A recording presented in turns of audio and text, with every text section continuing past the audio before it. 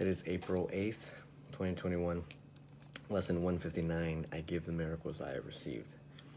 So before I start this, I want you guys to know that just because of the constraint of time that I can try to explain this, I'll try to do this the best I can. Very complicated, understanding, can't really get it until you experience it, whatever. So starts out with can't give what you haven't received, right? So you can't give what you don't have. And the idea that one must possess something and keep it to themselves. Now, the idea to give something, right, is recognizing that it is yours, right? When you're abundant with your money, you give it out because you're wealthy, okay? Just like love, just like time, just like many things, okay? So when you are healed, right, you can recognize that within yourself when you're healing others, the acceptance of the accomplishment of forgiveness within yourself when you forgive, right? We're starting to see things within the vision of Christ, right? It's the miracle, and we're starting to understand that it's part of the greater whole. We're starting to see the bigger picture, not just a small little flower, okay? So nothing happens that's not supposed to be part, that's not supposed to happen, right? So what I've learned from my own experience is that as I'm vibrating at these levels of love and unconditional love, I'm hitting, unconditional love is the same thing as joy, hitting peace, right? And, there will be things that will be agitated and catalyzed, so you can actually let that go. You will fall on your back, your bad patterns, but you have to be present enough to dissolve that, right? Because any form of resistance is the ego, right? It's going against the currents of life. So now we're bridging the two worlds, right? The inner world, the unmanifested with the manifested, also between with our own minds, right? So when we are attached to this world, right, we can see the solidification, right? Everything is heavy, we feel heavy, everything is painful, right? And we are starting to see what we lost from the very beginning, okay? We are now dreaming of a forgiven world, the reality as it is, rather than the perception. Now, why is this very important? So let's just say, from my own experience as dating coach, right? You have individuals that do the do have be rather than be have do. A lot of the individuals that try to find and derive meaning from the environment and learn to manipulate, they are really good at having people, put their attention on them, right? They know how to work your reticular activating system and whatever that may be, right? Because you aren't that aware enough to not be manipulated by these individuals, right? So we're looking at the object consciousness, right? The form, right? You can't become aware of yourself because you're always aware of something else. Making yourself into an object, right? You have the strategy, I become me, the natural spontaneous me, right? It's unnecessary baggage, and what you're doing is creating another alter or invented sense of self. There's no way that you can really understand that because it's not possible to be known. It's just a knower, right? Things that we know are within this dimension, which is the phenomena, and the things that we don't know is the nomina. So you have to be okay with not knowing who you are, right? Because what is left is who you are, the being behind human, right? So it's basically almost like a paper or a book, right? And you are the paper, and the words are basically your life story, and you are the awareness as you are reading the book, but you are the book.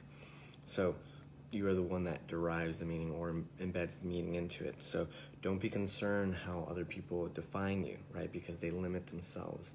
And that's really what they're doing, because it's a limited state of consciousness, right? It's a limited state of emotional understanding of life, right? Because they're vibrating from these lower hyperactivity, right? They're either from the inactivity or hyperactivity, and you have to be able to understand where your attention is, right? Because if it's not on the inner, right, it's on the outer. And you have to be able to be aware of both, okay? And what happens with these dating coaches, right, they make you forget your true self, right? And they make you pay attention to how you see yourself with the looking glass, how you see yourself, right? how you see yourself with your loved ones, and then the outer world, right? So they're putting you on the stage, and then you're forced to incline to this invented sense of self, right? So even with the words that they use, they're basically creating something that is like this reflection, right, of energy that is trying to agree, right? So they're reflecting that this is who I am, and this is what I'm creating, and basically it's just this aura, right, that kind of allows you to come into the reality. It's called a frame, okay? So this is like basically a magician. Now, there's a difference between a magician and what you would call an alchemist. One actually roots himself from what is possible. Like, he knows what he can create in this universe. The other one is just all about the smoke and mirrors.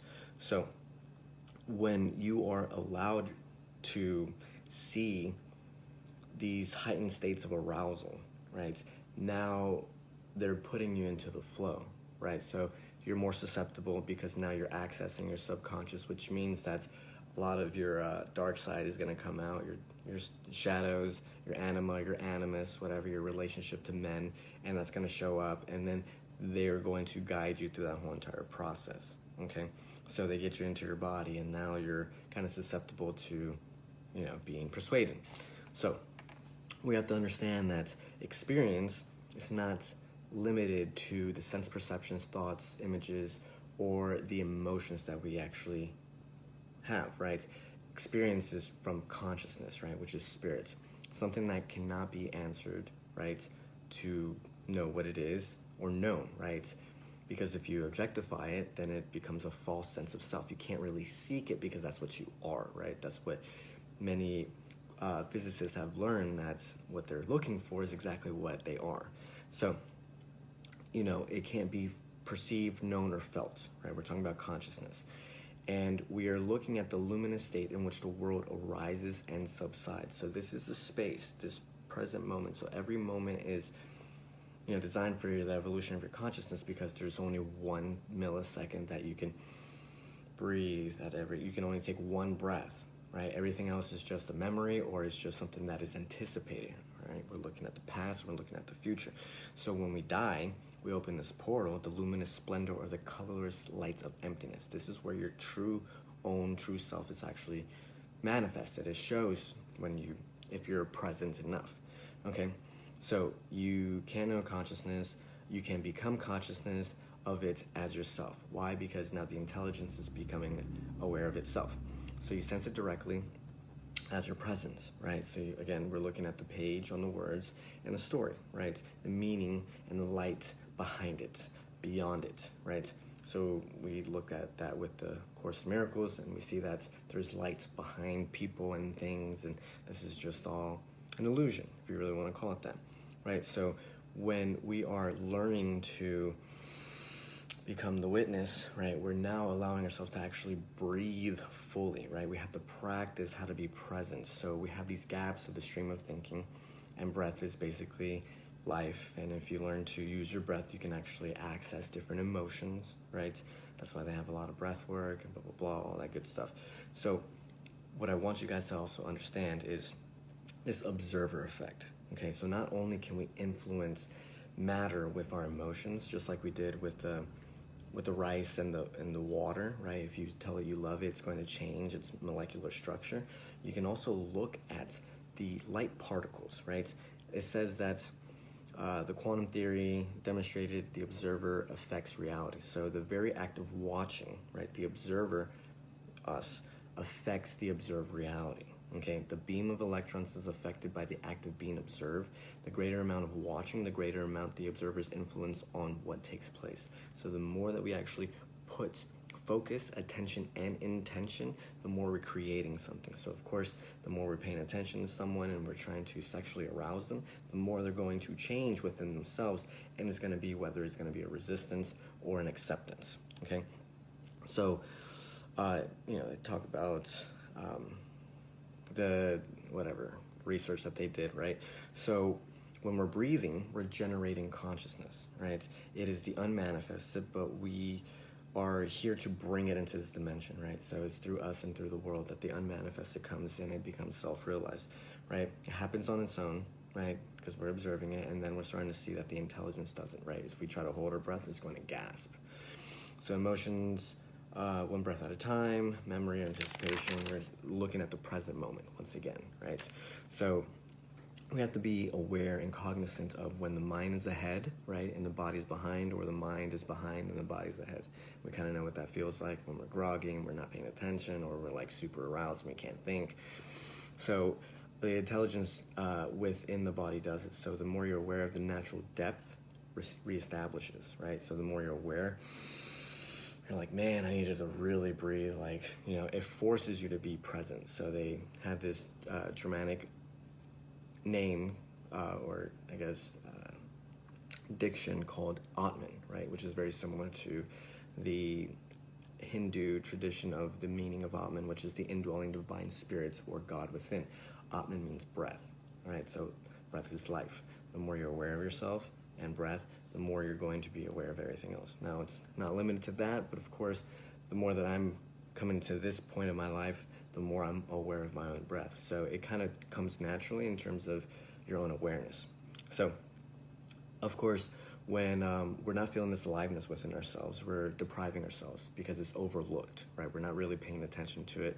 We seek substitutes for the natural state, so we get high, we get drunk, whatever it may be, right? And of course, there is some form of consciousness behind it, but really try to see where you're trying to cover up the continuous unease, right? Know when you're drinking from spirit, where you're drinking from, you know, some form of lack or loneliness or whatever it may be, right? So, right, we also do that with relationships. So we cause drama to feel alive, or we cover up our unhappiness with a relationship, and then we have letdowns and we blame others, right? So we are now freeing ourselves from the dependency of form, right? This is the form. This is what the Greeks were talking about, Plato and Aristotle, in terms of forms, right? Either derives meaning from it or we give meaning to it. So free yourself from the dependency of form, aware of what's occurring, now living timeless inner space. So we have to enter the body to go beyond, to find we're not it. So we have to be able to be present enough to be in our body and then realize that it's just not real, okay? So the body's the anchor, right?